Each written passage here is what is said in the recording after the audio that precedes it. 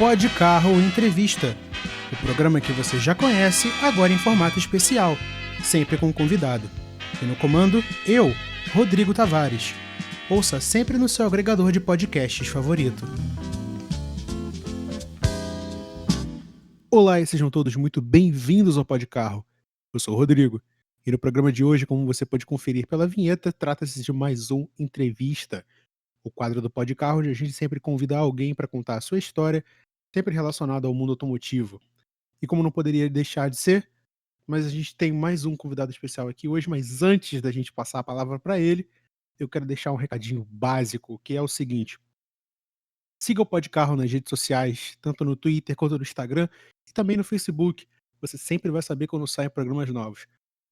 @podcarro em todas as redes sociais. E se você está seguindo a gente pelo YouTube, está ouvindo a gente pelo YouTube, melhor dizendo, muito obrigado pela sua audiência. Não se esqueça de se inscrever no canal, deixa o seu gostei, ajuda muito na divulgação do programa e deixa sua sugestão aí na barra de comentários. Se você quiser falar, dar a sua opinião, falar o que você acha do programa, a gente está sempre disposto a ouvir você. Porém, vamos direto ao que interessa. E no programa de hoje a gente tem um convidado especial, como não poderia deixar de ser, que acabou esbarrando no programa por um contexto até um pouco assim inédito, né? Eu não conheci ele previamente, a gente se esbarrou no Twitter, como a grande maioria das pessoas que hoje fazem parte do GPC, que é o Grupo Pode Carro de Comunicação, e ele chegou até nós pelo fato de ser um piloto e também por ter um carro pessoal que eu simplesmente acho sensacional, mas a gente já vai chegar nisso. Então, seja muito bem-vindo, Thiago Baum, ao Pode Carro. Opa, muito obrigado. Olá. Bom, para quem não sabe, a gente está gravando esse programa pela segunda vez, porque Acontece. o infeliz do gravador travou no meio do programa. Mas enfim, a gente sabe que Pode Carro é imprevisto, então se o gravador trava, a gente tira a fita e começa de novo. Bom, vamos fingir que eu não te conheço e que a gente começou o programa de novo. Opa. Vamos lá. Thiago Baum, do alto dos seus 18 anos, está aqui hoje para falar de carro, obviamente, mas a gente também está aqui para fazer umas perguntinhas para ele sobre o seguinte. Vamos lá. Como é que você começou a gostar de carro? Então, eu acredito que principalmente é uma coisa que veio de berço pra mim.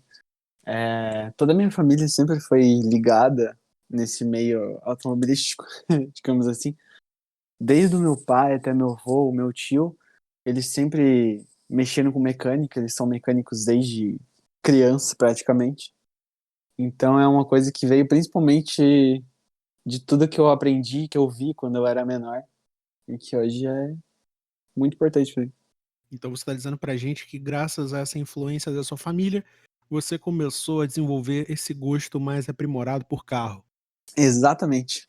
Maravilhoso. Bom, vamos direto aqui já para as partes mais importantes das nossas perguntas, que são o seguinte. Você obviamente veio parar nesse programa porque, primeiro, você teve a infelicidade de esbarrar comigo, então, né, isso obviamente ia acabar culminando nisso aqui, mas também por outro motivo. Para quem não sabe, o Thiago ele é piloto e ele participa de provas do Campeonato Catarinense de Automobilismo. Não preciso nem dizer onde fica, se você não escutou, sugiro que você escute de novo, porque, né, tá meio óbvio. Mas enfim, com o perdão da grosseria, vamos direto ao assunto. Cara, assim, você falou pra gente que começou a gostar de carro e que graças ao contexto da sua família e tal, mas qual foi o primeiro contato que você teve com carro? Porque assim, você não virou piloto do nada, você não participa do CCA hoje, assim, da noite pro dia. Como é que começou a sua história com carro? Tipo, é isso aqui que eu quero. Então, meu primeiro contato indireto, digamos assim, com carro de corrida e os carros mais diferentes, aconteceu, digamos que por culpa, por causa do meu pai. Ele sempre mexia, assim, digamos que nas horas vagas com carro de corrida. Meu pai fez uns 4 ou 5 carros, mais ou menos. E eu sempre participava disso, eu sempre ficava junto, olhando e observando, tentando entender alguma coisa. E sempre foi uma coisa que me deixou muito fascinado. Eu acho que, na verdade, toda criança tem esse interesse. É impossível uma criança não gostar de um carro desse, né? Mas, bom, Esses foram os primeiros contatos, digamos que indiretos, que eu tive com esse tipo de carro. E o primeiro contato direto, exatamente, que eu dirigi com um carro de corrida foi numa corrida oficial. Isso é um pouco doido, mas foi exatamente assim que aconteceu. Não, doido, que isso? Você tá sendo. Não, para. Pelo amor de Deus. Eu quero até trazer um negócio aqui que foi dito, né, nos bastidores, na gravação do outro programa antes dele dar pau, que o primeiro contato que você teve com carro propriamente dito, foi numa pista de corrida com um carro de corrida. É verdade isso? Exatamente. Mas deixa eu só contextualizar. Você O seu primeiro contato com carro foi direto numa corrida? Então, Não, cara, né? é, a primeira vez que eu engatei uma marcha na minha vida foi dentro de uma pista. Cara, eu não importa quantas vezes eu escute isso, sempre vou achar isso uma completa loucura. Se for parar pra pensar assim de longe, hoje em dia não faz muito sentido, mas na época fazia. Cara, que doido. Sério, ainda mais a gente contextualizando o ouvinte aqui mais uma vez, que não se trata de uma pista comum, a gente tá falando de uma pista de Uma pista de terra. terra, exatamente. Cara, que sensacional, sério. Nunca que vai passar pela cabeça de qualquer entusiasta, petrolhead, gearhead que seja, de começar a ter contato com o carro num carro de corrida, que é a coisa mais crua que se tem em termos de automóvel no mundo, e numa Exatamente. pista, e pra terminar uma pista de terra, que é basicamente cachorro doido, não Nenhum tem. dos fatores ajuda. É completamente. Irmão, vale tudo, dá teu jeito aí, por favor, não morra. Que loucura, velho, sensacional. E assim, óbvio, você contou, né, que o seu primeiro contato foi com um carro de pista na pista, porque apesar da redundância faz todo sentido. E o que que fez você pensar: interessante, vou começar a correr de gol bola"? Então, da parte que eu saí do quadrado e vim pro bola, foi principalmente por causa da categoria, porque na categoria que eu tô participando agora, o principal é o gol bola. E um dos outros motivos, o segundo motivo, é que o meu golzinho, infelizmente, virou prego esse ano. Meu golzinho Triste. bola já não tá mais nesse plano, por causa de muitos outros fatores, mas principalmente esses são os dois principais. Eu até quero reformular aqui minha pergunta, porque eu acho que eu não fui muito claro, e até com o perdão da correção, foi o teu gol quadrado que virou prego, né, o bola tá aí ainda. Ah, isso, exatamente. Não queria ser o cara a fazer esse tipo de coisa, mas como eu já tinha Não, tá escutado certo, tá antes, certo. é mais pra deixar o ouvinte ligado. Como é que você falou, assim, beleza, você teve a sua primeira vez dirigindo um carro de pista, na pista e tal, beleza, e hoje você corre.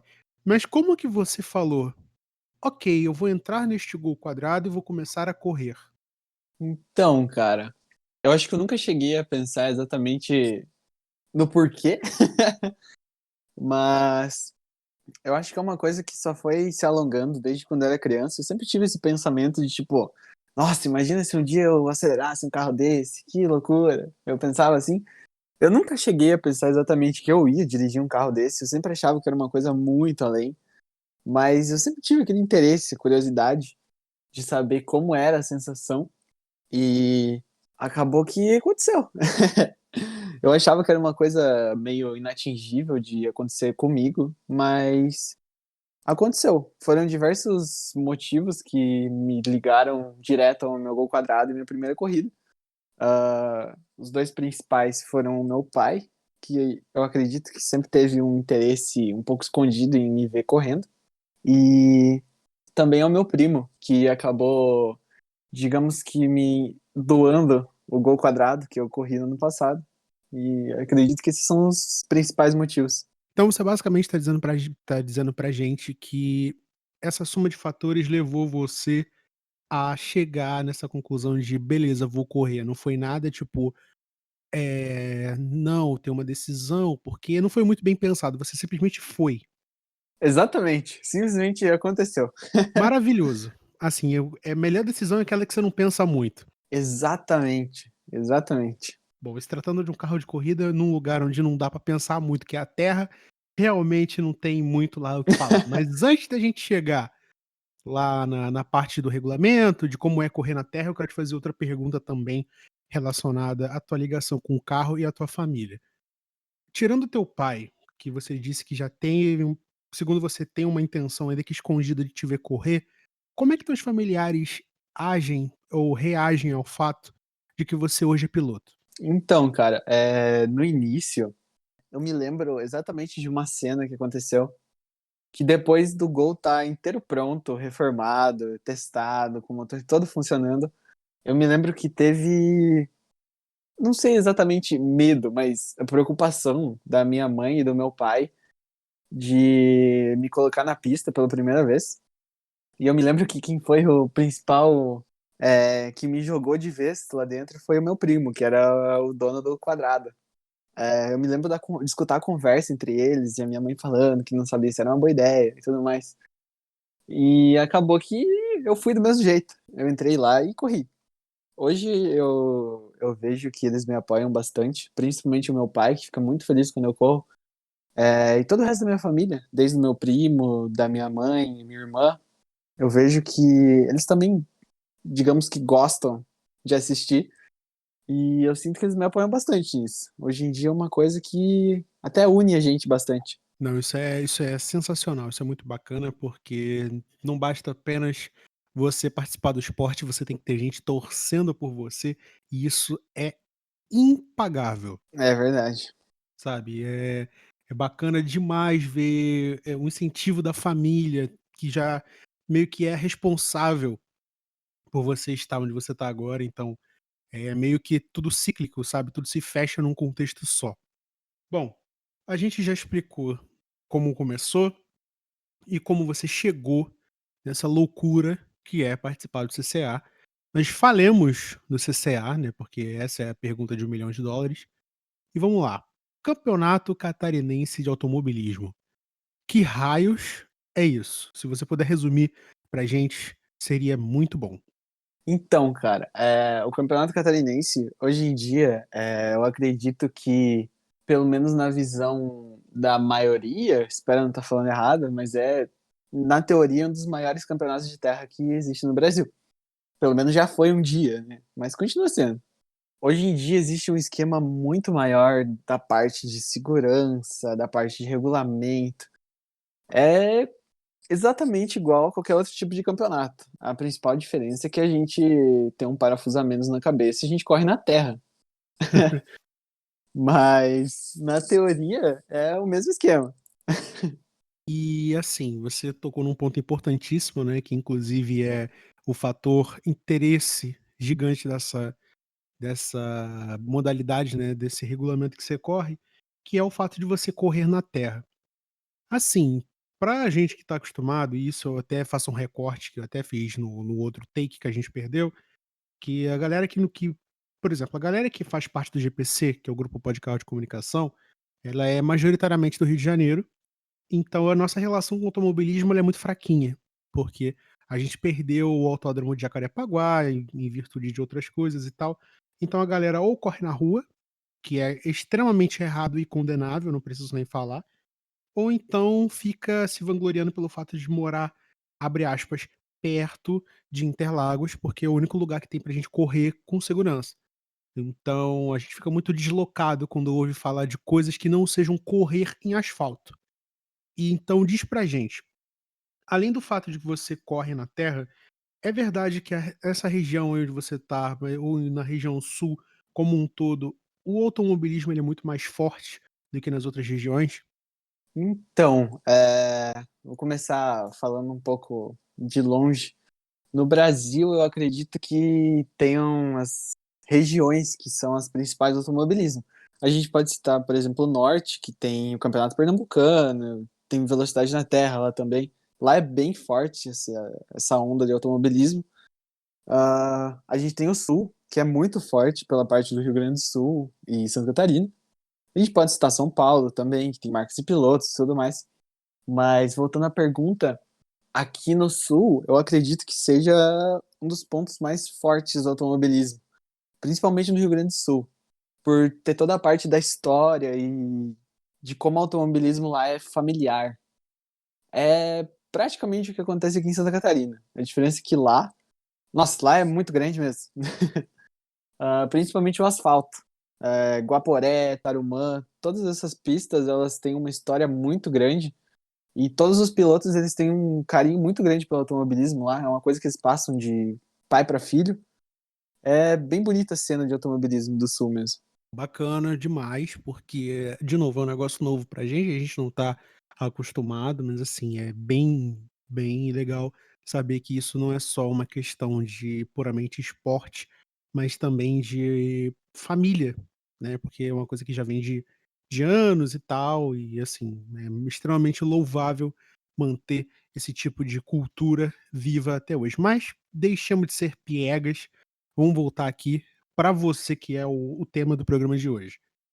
Você, para quem não sabe, né, para quem tá chegando agora completamente de paraquedas, você corre no CCA, numa pista de terra, utilizando nada mais nada menos do que o veículo mais animal de todos os tempos, e eu não vou dizer isso do ponto de vista de que sou o proprietário, o feliz proprietário de um Gol Bola 95, ainda que CHT 1.2, mas beleza.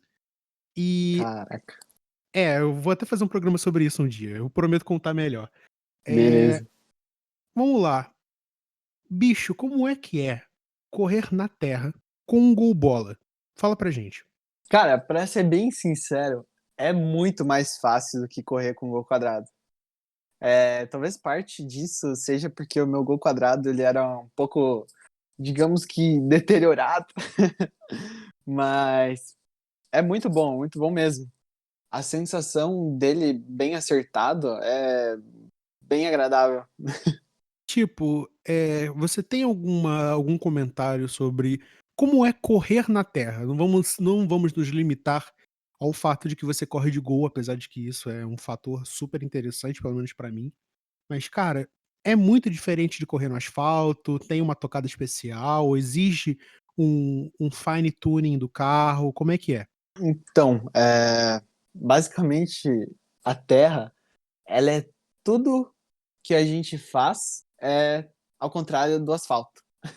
Desde a parte do acerto de carro, desde a parte de pilotagem, exatamente tudo, é tudo ao contrário do asfalto. O asfalto ele segue sempre a linha de ter uma tocada o mais limpo possível, sem muita derrapada, a parte de acerto. E na terra, a gente tem uma tocada muito, digamos que suja. É muita derrapada, escorregada, e o volante sempre mexendo para um lado e para o outro. A gente não tem a mesma, digamos que calma que se tem no asfalto. Digamos que uma corrida mais rápida, se eu posso falar assim. No asfalto, a gente vê a corrida, ela não tem, ela é toda muito técnica, sabe, você tem que escolher muito bem o ponto de ultrapassagem, você tem que Uhum. frear muito antes para ter uma boa entrada de curva e ter uma saída de curva melhor planejada e tudo mais, assim, isso do ponto de vista da galera que gosta, entende mais ou menos de corrida. Para o espectador leigo, é até tedioso, às vezes, porque é tudo muito técnico, tudo muito preciso, não, porque eu tenho que entrar e sair, por isso que, enfim, a galera não tem mais saco hoje pra Fórmula 1, a grosso modo. E quando a Uhum, gente tá falando exatamente. quando a gente tá falando de correr na terra, tá, é tudo muito mais dramático, pelo menos pra gente que assiste, porque primeiro, os caras já estão correndo em carros que não são relativamente novos, então é uma coisa completamente diferente para um público, por exemplo, do sudeste, e vocês estão correndo num terreno que não tem aderência nenhuma, né, já isso Exatamente. tem que ser citado, e a gente sabe que tudo que a gente conhece de rally no mundo, né, de todas as informações que a gente tem se você cometer um erro, amigo, tchau. Você não tem aderência, você precisa fazer de tudo para ultrapassar, você basicamente não tem regras numa pista de terra. Eu queria saber se isso se aplica. Então, a parte de regras, você diz exatamente. Eu tô dizendo que eu até peço desculpa se eu não fui muito direto na pergunta. Eu sei que tem regras, porque, né, é um esporte federado e tudo mais, mas assim, é muito diferente da tocada do asfalto, Ah, porque sim, sim. tem uma diferença, assim, gritante do asfalto pra terra? Então, Na minha opinião, a principal diferença é exatamente essa parte da tocada. Quando a gente entra na curva na terra, é muito do oposto do que é você entrar numa curva no asfalto. Obviamente, o asfalto e a terra, eles têm técnicas muito diferentes, desde a parte de ultrapassagem e tudo mais. Mas a diferença gritante mesmo, que eu vejo, na minha opinião, é essa parte das curvas. No asfalto, o objetivo principal é você conseguir alinhar o carro o máximo possível, você conseguir acertar a curva, a tangência. Na terra, a gente não tem muito esse esquema de tangência, digamos assim. Quanto mais rápido você conseguir entrar na curva, na terra, para você conseguir sair com mais tração e mais rápido ainda, é o melhor possível. Então é bem o oposto do que é o asfalto. Inclusive, eu quero até fazer um adendo aqui, porque uma das imagens que eu tive acesso quando eu fui fazer pesquisa para montar a pauta para sua entrevista, foi, não digo nem imagem, né? Foi até um vídeo de você fazendo um save gigante com o Gol Bola, onde ele estava começando a sair de traseira e você simplesmente corrigiu. E eu fiquei, caraca, o carro, um carro de tração dianteira, vale lembrar, com a traseira saindo. É um negócio que você não vê todo dia, sabe? É, não mesmo. E tipo, isso pra mim, isso, quer dizer, né, guardadas as devidas proporções, lembra muito o comportamento de carro de marcas e pilotos em entrada e saída de curva, porque a traseira quer passar à frente, mas no asfalto Exatamente. é bem preciso. Na terra não, ela vai, opa, e vai embora. Disso a gente pode citar principalmente o acerto do carro. Na terra, a gente acerta o carro de uma forma com que ele escorregue o máximo possível. Obviamente, tem pessoas muito, muito capacitadas. Tem gente que tem 20 anos, 30 anos de experiência em acertar carro na terra. Ah, é uma coisa bem complicada, porque existe toda a parte de alinhamento, de abrir o carro, abrir as rodas. Então, é só gente muito especialista para acertar. Aham. A gente sabe que você estava até dizendo que essa essa questão do alinhamento do carro, de toda essa técnica de você entrar com ele deslizando, é para o carro ter um melhor aproveitamento de tração, saída de curva, entrada e tudo mais. E o fato dessas saídas dramáticas, né, dramáticas pra gente que assiste, essas saídas dramáticas na pista dos carros sempre de lado e é por uma questão de pura técnica, né. Exatamente, essa é talvez faz parte das três principais técnicas da Terra, que é você saber controlar exatamente o tanto que você vai escorregar na entrada da curva. Isso acontece principalmente nos carros injetados. Na categoria de carburado, a gente não vê muito isso, porque principalmente por causa da afogada que o carburador sempre dá quando o carro dá uma escorregada. No injetado, a gente não tem isso. A hora que você dá o pé, o carro ele já responde na hora. Então, essa talvez é a principal técnica que os injetados têm na Terra. Inclusive, eu quero até aproveitar o espaço aqui e você tá até com um spoiler aqui que a gente vai dar a notícia em primeira mão, que você tá com planos pro ano que vem, é verdade? Pro ano que vem a gente vai vir com o Golbola já injetado. Esse ano foi meu último campeonato carburado, eu corri esses 2 últimos anos com carburado. Então, depois que eu finalizar esse ano, eu já vou pular para a marca Z injetado e vamos ver o que acontece. Com certeza vai ser um negócio de louco, porque, assim, correr na terra, basicamente a gente tem que assumir que você tem pelo menos 2 parafusos soltos, né, mas beleza. Bom, deixa eu aproveitar o gancho aqui para fazer a última pergunta relacionada ao CCA, né, que uma pergunta, assim, que eu sei o porquê, mas eu vou perguntar de novo, que é o seguinte: cara, por que um gol quadrado e agora o porquê um gol bola? É uma questão de regulamento, é uma questão de gosto pessoal, como assim? Então, cara, na parte do gol quadrado eu não tive muita opção de escolha.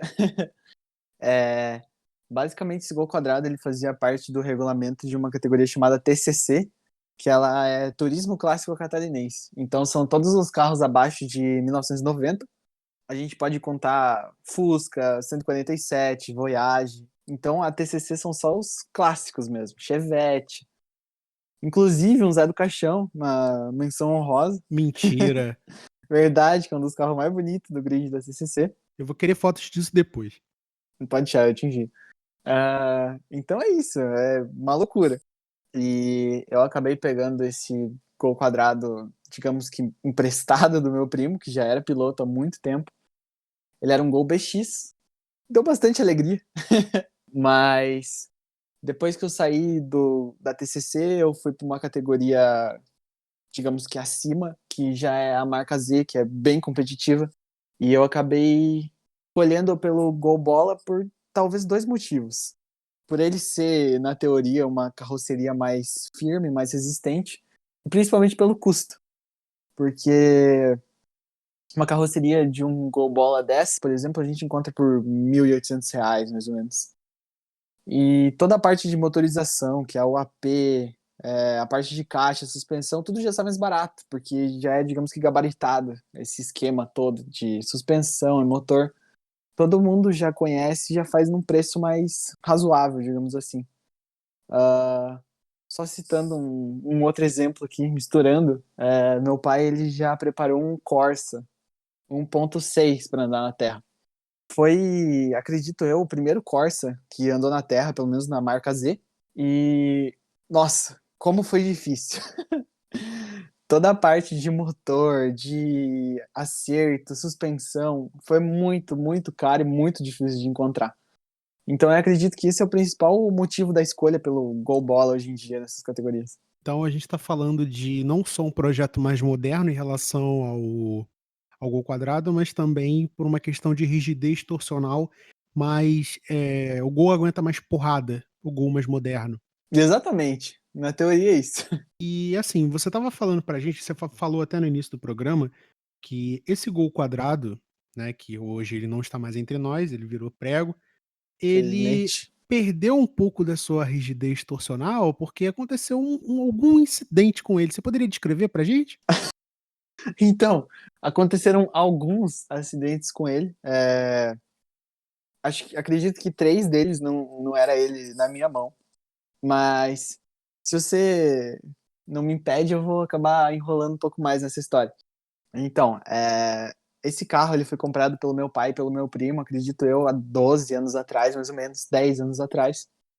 E ele era um Gol BX legalizado, documentação toda em dia. Ele era um Gol bem bonito ainda, ele era verde, nossa, era bem conservadinho. E acabou que meu pai e meu primo encontraram esse carro no jornal e acabaram comprando.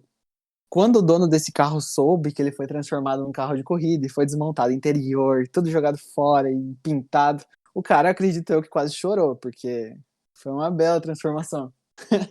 E acabou que meu primo ficou com esse carro e ele correu, acredito eu que umas 7 temporadas, talvez. E ocorreram alguns leves acidentes, que eu posso citar, por exemplo, umas duas capotadas. Tem uma foto histórica desse Gol pulando, literalmente, depois de passar num buraco em duas rodas. Então são uns momentos bem bonitos, assim. E, infelizmente... eu posso citar também a minha capotada, que foi na minha primeira corrida. Ele já não estava muito, digamos que firme, mas ele aguentou toda a temporada do ano passado e aguentou muito bem. Eu terminei minha primeira temporada em quarto lugar na TCC, de 12 pilotos. Então foi bem agradável, apesar dos acidentes que ele tinha. Olha, se você continua insistindo num negócio depois que você capotou com o carro, olha, eu acho que você realmente está no caminho certo. Porque, né, pelo amor de Deus, você com um Gol capotado que não se portar como uma caixa de sapato sem tampa depois de certos acidentes, é porque realmente a gente tem que atestar aí que, né, o bichinho já estava mais pra lá do que pra cá. A Mas melhor parte que eu posso comentar é que, por exemplo, nos onboards que eu tenho postado, se você olhar em cada saída de curva, o jeito que ele escorrega, que ele balança, dá pra ver que ele tava querendo se soltar já. coitado, o carro praticamente partindo-se ao meio, Quase isso. mas enfim. Não, é bem louco, assim, a gente sabe que o carro de corrida ele tem que ter um mínimo de rigidez e tudo mais, você já explicou a questão do regulamento, que o que enquadrava o quadrado e o que engloba o gol bola, enfim. Vamos agora, ainda no bloco de perguntas sobre o CCA, a gente quer saber o seguinte, a gente sabe que você já corre nisso já desde o ano passado, então você já completou aí 1 aninho de participação dentro da categoria. E quais são os planos para o futuro dentro do esporte? Você almeja subir de categoria? Você almeja trocar, fazer um negócio diferente no futuro? Quais são teus planos? Então, cara, a minha ideia principal de momento para um momento um pouco mais distante, mas eu consegui participar de todas as categorias do catarinense. Basicamente, eu quero sair da marca Z carburado, eu quero ir para injetado. Depois dessa, eu quero ir para marcas B e terminar na marcas A. Eu quero pelo menos tentar fazer uma temporada em cada categoria, porque é muito aprendizado, muita coisa que se aprende de uma categoria para outra. E um dos meus objetivos um pouco mais distantes é, quem sabe, participar de um brasileiro de velocidade na Terra, que com certeza eu acho que o prêmio mais glorioso para um piloto de velocidade na Terra, da marca A, por exemplo, é participar e até ganhar um campeonato brasileiro de velocidade na Terra, porque é uma coisa que engloba muito, muito. E quem sabe para asfalto, tem muita coisa ainda para acontecer, mas vamos ver. Com certeza um passinho de cada vez, né, e inclusive, eu queria até aproveitar o espaço aqui do programa para reiterar, a gente espera que você consiga ter sucesso nessas categorias, que você continue ascendendo dentro do esporte. É o desejo de todo mundo do GPC, que é o Grupo Pode Carro de Comunicação, meu também, né, porque, assim, a pessoa topa participar do programa, sabe-se lá por que razão, e, né, e teve a infelicidade de esbarrar comigo no Twitter, então cá estamos, então, Ah, mas que sem isso. brincadeira, a gente espera de verdade que você continue sempre aprendendo mais e evoluindo, porque hoje em dia a galera que se dá o trabalho de continuar investindo em automobilismo nos tempos que vivemos realmente é coisa de doido, e a gente respeita isso pra caramba. Coisa Mas de doido mesmo. mas antes que fique terrivelmente emocional isso aqui, vamos voltar para o tema do pó de carro.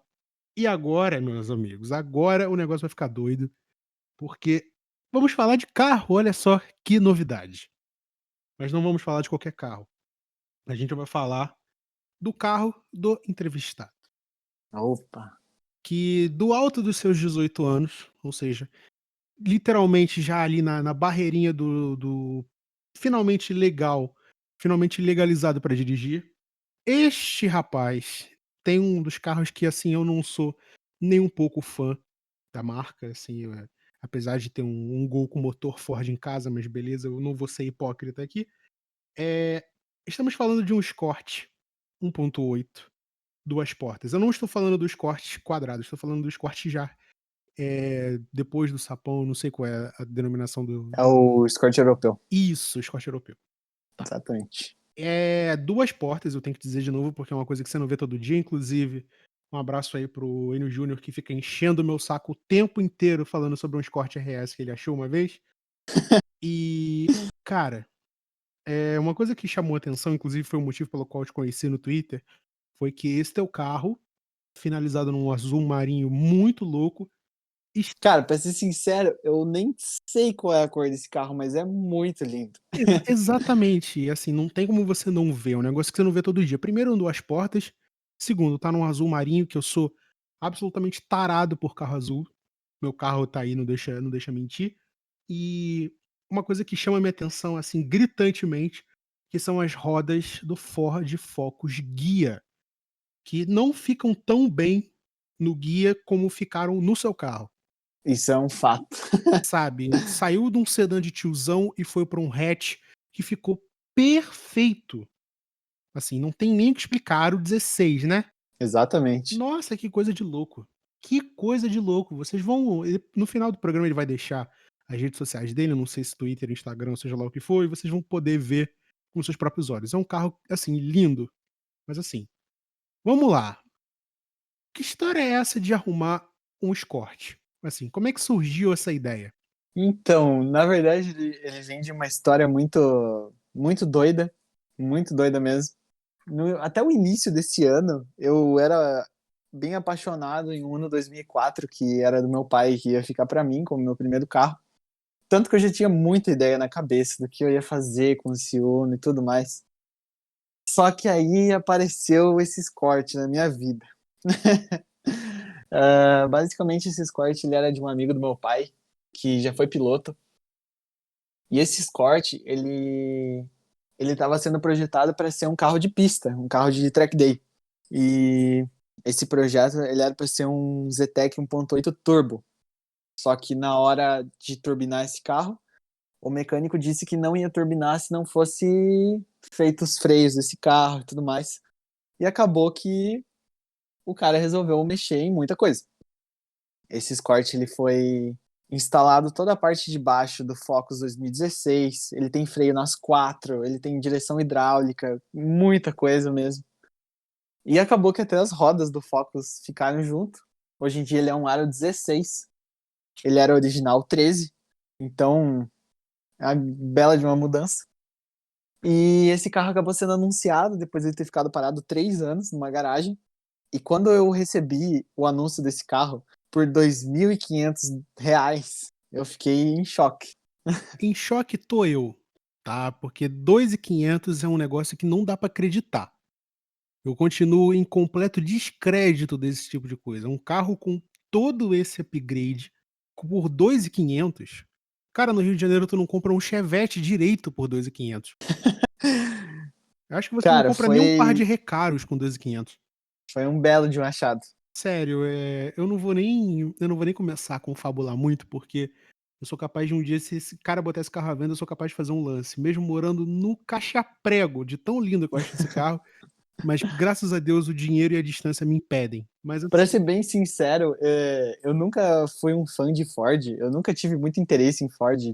Provavelmente era a marca que eu mais, digamos que desprezava de todas. Mas eu nunca cheguei também a conferir muito sobre Escort. Eu nunca vi nenhum Escort que me agradasse visualmente. Mas a hora que eu vi esse Escort, cara, eu não resisti. Não resisti mesmo. não, e dá pra entender, é um carro, assim, é completamente, eu não vou dizer exótico, porque não é bem a expressão, mas é diferente, sabe? É um negócio que você não vê toda hora. É difícil você ver um Escort 2 portas, eu vou dizer isso aqui inúmeras vezes porque é É verdade. realmente, verdade. E, tipo, cara, teu carro é muito lindo. Não tô nem conseguindo formular a frase direito aqui. É só isso que eu tenho pra falar. Eu também me sinto assim, cara. Tipo, tipo, às vezes tu posta uma foto dele no Twitter e fica assim, meu Deus. Sabe? Parece a evolução natural das coisas. Porque, assim, ao mesmo tempo que é um carro, assim, eu acredito eu que ainda seja estoque, né? Pelo menos em termos de motor. Cara, ele é um Zetec 1.8. Ele não foi exatamente mexido em muita coisa. Ele continua teoricamente original. Gostei desse teoricamente. Inclusive, você tá falando que ele teoricamente é original porque ele tem upgrade de freio e tudo mais, né? Exatamente. Mas você planeja fazer alguma modificação nesse carro? Você vai mexer em motor, caixa, alguma coisa? Fala pra gente. Então, é, existem muitos planos, que são só planos ainda, mas eu ainda tô decidindo se esse carro vai ser turbinado ou não. Porque se ele for turbinado, eu não sei se eu vou sobreviver, mas é isso aí, a gente tá vendo ainda o que vamos fazer com ele. Mas, sinceramente, ele, original do jeito que ele tá, é bem incrível mesmo. Mesmo, ele tá bem numa escola tipo OM Plus, sabe? É bem legal, sabe? É coisinhas pontuais. Rodinha da mesma fabricante, com uma polegada a mais. O carro tá. Não sei se ele tá. Você mexeu em suspensão? A suspensão dele, sim, é uma suspensão esportiva que foi feita. Cara, assim, de novo, louco, sabe? Teu carro é animal, assim. Não sei se eu comecei a pegar gosto por Ford depois que eu comecei a querer entender mais como funcionava o meu CHT, mesmo sabendo que são, né, coisas completamente diferentes, mas enfim, tá aí feita a babação de ovo do carro alheio. E vamos lá, se eu tenho mais alguma coisa para perguntar. Bom, eu acho que não. Não sei se você quiser usar esses minutos finais aí para fazer alguma consideração, mandar um salve, o momento é seu. Bom, eu queria aproveitar o momento para. Posso divulgar aqui meu Twitter, por exemplo? É óbvio que pode. Só jogar minha arroba, então. O meu Twitter ele é arroba NSTXHH. Até eu me confundo, desculpe. O meu Instagram ele é NHSTXX. Meu Deus, maluco, aí fica realmente difícil. Eu não devia ter colocado, mas tudo bem. E o meu Instagram de piloto é @thiagobaum07, que eu posto sempre as novidades. E eu tenho uma página no Facebook também, que é Thiago Baum07. E basicamente é isso aí. Queria mandar então aí um abraço para todo mundo que escutou esse podcast. E é isso aí. Um beijo. Bom, eu quero agradecer primeiramente ao Thiago por ter participado do Podcarro. É sempre uma honra receber pessoas novas aqui no quadro de entrevista. A gente espera que você possa voltar no futuro para comemorar as suas vitórias junto com a gente. Tomara. Eu quero agradecer também a você que ouviu a gente até aqui. Eu quero mais uma vez pedir encarecidamente que você siga o Podcarro nas redes sociais, no Twitter, no Instagram, no Facebook. No raio que o parta, você sempre vai encontrar a gente, você jamais vai nos perder de vista. O GPC está em todo lugar. Se você também tiver com tempo livre, quiser seguir a mim, o Rodrigo, você vai me encontrar no @THERTLima em todas as redes sociais. Mais uma vez, muito obrigado a você que ouviu a gente até aqui. Um forte abraço e até a próxima. Tchau, tchau. Você ouviu Podcarro Entrevista, um quadro especial do Podcarro, seu bate-papo automotivo de baixo orçamento preferido. Sempre aos sábados comigo, Rodrigo Tavares e Vinícius Franco.